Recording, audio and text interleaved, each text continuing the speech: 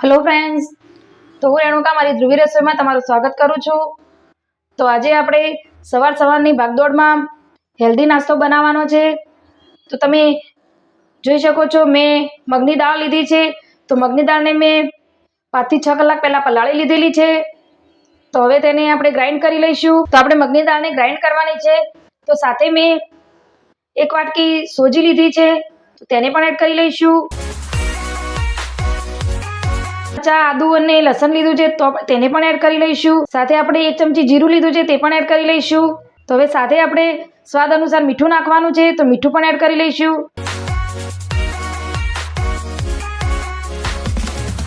તો સાથે આપણે સ્વાદ અનુસાર ખાટી છાશ નાખવાની છે, કેમ કે આપણે ખાટા ઢોકળા બનાવવાના છે। તો તમે છાશની જગ્યાએ દહીં પણ લઈ શકો છો। તો મેં અહીંયા છાશ લીધી છે। તો હવે બધાને સરસ ગ્રાઇન્ડ કરી લઈએ। તો ફ્રેન્ડ્સ, તમે જોઈ શકો છો એકદમ સરસ આપણે ગ્રાઇન્ડ કરી અને તૈયાર કરી લીધું છે। તો હવે તેને બહાર વાસણમાં કાઢી લઈએ।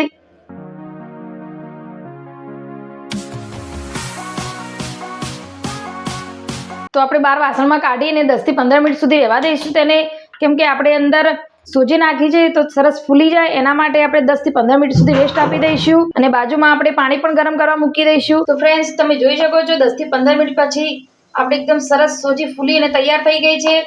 તો હવે તેમાં આપણે 1 ચમચી ઈનો નાખીશું અને સરસ મિક્સ કરી લઈશું।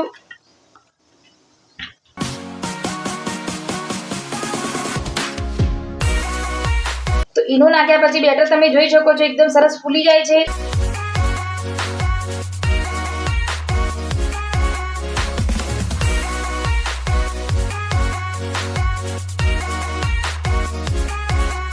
તો ફ્રેન્ડ્સ, તમે જોઈ શકો છો બીજી બાજુ આપણું પાણી પણ સરસ ગરમ થઈ ગયું છે। બેટરને આપણે થાળીમાં પાથરી અને બફવા માટે મૂકી દઈએ। તો થાળીને આપણે સરસ તેલ વડે ગ્રીસ કરી અને તૈયાર કરી દીધેલી છે। તો હવે તેમાં બેટર પાથરી લઈએ।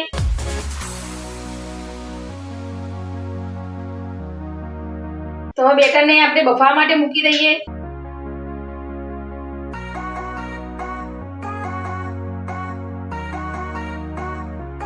તો હવે ઢોકળાને ઢાંકણ ઢાંકી અને 15 મિનિટ સુધી બફાવા દઈશું।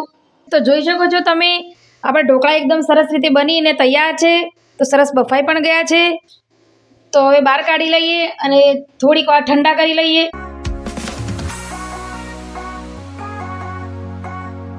તો ફ્રેન્ડ્સ, તમે જોઈ શકો છો ઢોકળા એકદમ સરસ ઠંડા થઈ ગયા છે।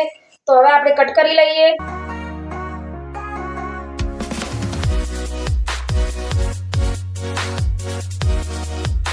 તો ફ્રેન્ડ્સ, તમે જોઈ શકો છો એકદમ સરસ આપણે ઢોકળાને કટ કરી લીધા છે। તો તમને બતાવી લઉં કે કેટલા સરસ બન્યા છે। તો તમે જોઈ શકો છો એકદમ સરસ જાળીવાળા અને સ્પોન્જી બન્યા છે। તો આપણે ઢોકળામાં વઘાર કરી લઈએ। તો હવે તેમાં રાઈ એડ કરીશું। રાઈ ગરમ થઈ જાય પછી તેમાં જીરું એડ કરીશું। તો સાથે આપણે મીઠા લીમડાના પાન એડ કરીશું। ઉપરથી આપણે સફેદ તલ એડ કરીશું। બધાને સરસ મિક્સ કરી અને ઢોકળા નાખી લઈશું। તો આપણે ઢોકળા નાખ્યા પછી સરસ હલાવી લઈશું।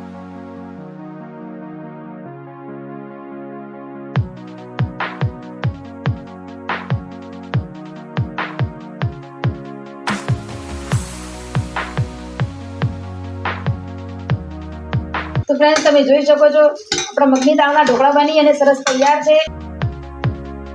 તો તમે પણ આ રીતે બનાવીને ઘરે એન્જોય કરી શકો છો। તો તમે ચોખાને અલગ અલગ ઢોકળા બનાવતા હશો, પણ મગની દાળના એકવાર બનાવી અને ખાજો, ટેસ્ટમાં સારા લાગશે। ઢોકળાને સરસ મિક્સ કર્યા પછી હવે ઉપરથી લીલા ધાણા નાખીશું અને ઉતારી લઈશું। તો ફ્રેન્ડ્સ, આજના આપણા મગની દાળના ખાટા ઢોકળા બની અને તૈયાર છે। તો મેં લાલ ચટણી સાથે સર્વ કર્યા છે। તો તમને મારી આ રેસીપી ગમે તો લાઈક, શેર, કોમેન્ટ કરજો। મારી ચેનલમાં નવા હોય તો સબસ્ક્રાઇબ પણ કરજો। આવી જ નવી રેસીપી સાથે હું ફરીથી મળીશ। ત્યાં સુધી આવજો।